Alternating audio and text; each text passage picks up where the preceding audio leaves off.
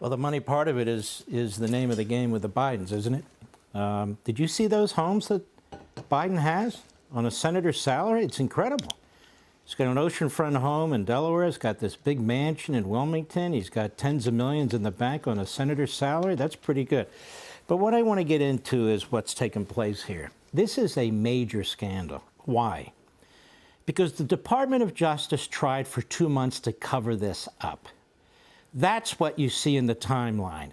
Nothing leaked from the FBI, nothing leaked from the prosecutors, nothing got to the media until Monday this week, and I'll tell you why in a minute.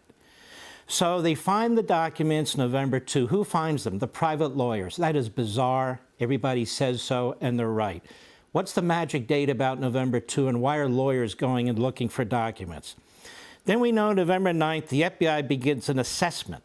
Well, why didn't the FBI go in from that point and search that office, go into his homes and search his homes, issue subpoenas? They did none of that.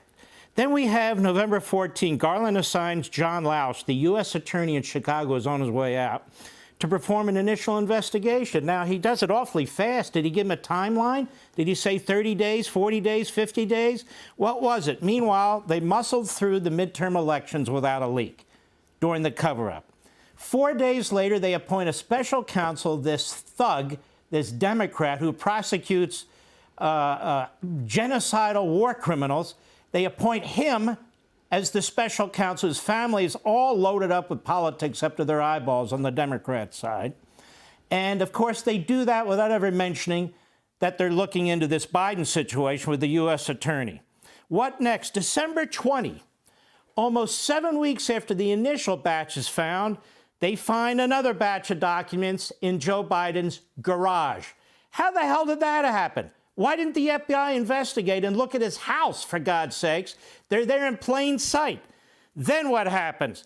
January 5th, last week, 1 week ago, the U.S. attorney, the U.S. attorney, January 5th, he has his report all done for Merrick Garland. So it sits there for a week, whether or not to appoint a special counsel. Merrick Garland didn't need this U.S. attorney to do any kind of preliminary review. So January 12th, 1 week, today, he appoints a special counsel. Why? Because now they find another document. The private lawyers bring up another document. This was a cover-up. And you know how it got blown? Because the Republicans got elected. And they still were going to do a cover-up. And I'll tell you when it ended. Monday, when there was a leak, an intentional planted leak about documents. They only mentioned the office building. Then Tuesday, NBC mentions, as they put it out, well, there is another batch of documents. It's because on Sunday, Mr. Comer, the incoming chairman of the House Oversight Committee, Sunday night on my show, when I asked him specifically about the National Archives, you have oversight. Are you going to dig into this and see? I said every president, every vice president, every attorney general and secretary of state, unless they can demonstrate otherwise, has taken documents, including classified documents, home and not returned them. If I'm wrong, prove me wrong. And they should all be looked at, whether it's Obama or Bush or Cheney or Gore or Clinton, because they've all done it. Now, that said, he said, yes, we're going to look at disparate treatment. Well, they didn't want the Republicans to find this out, so they had to put out some information. So it's no accident that 20 hours later they leaked this stuff. Now, the National Archives, when Donald Trump specifically accused Obama of taking secret information and other information, they came to Obama's defense. What did they say? No. 30 million, they've turned everything over to us. We're in charge. We own it. Lock and key and everything else. They lied. These documents are Obama administration documents.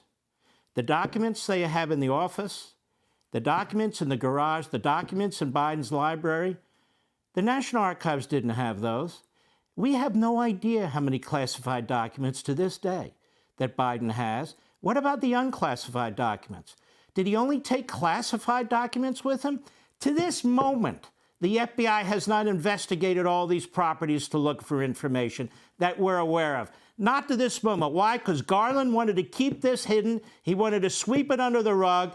until it got hot. The Republicans were calling hearings. They were going to call witnesses. And then Garland, reluctantly, today, appoints a special counsel. And who does he appoint? He appoints the right-hand man to FBI Director Christopher Wray. That's hardly the same kind of special counsel that Donald Trump is facing. So this whole thing stinks to high heaven. Now it's rope-a-dope. No lists of people who visited the Biden home in Wilmington, where he kind of hung out most of his vice presidency and beyond. No lists that could be useful. Nothing. Now it's going to be the White House spokesman said, we take this very seriously. We take this very seriously. Now we have a special counsel investigation. I'm sorry. We can't look into anything. I'm going to tell you this. If they dare to charge Donald Trump for what took place, and there was no obstruction of justice by Trump or his people, they were negotiating, the FBI cut it off, criminalized the process, and went after him. If they do that, the nation will be furious. Done. That's it.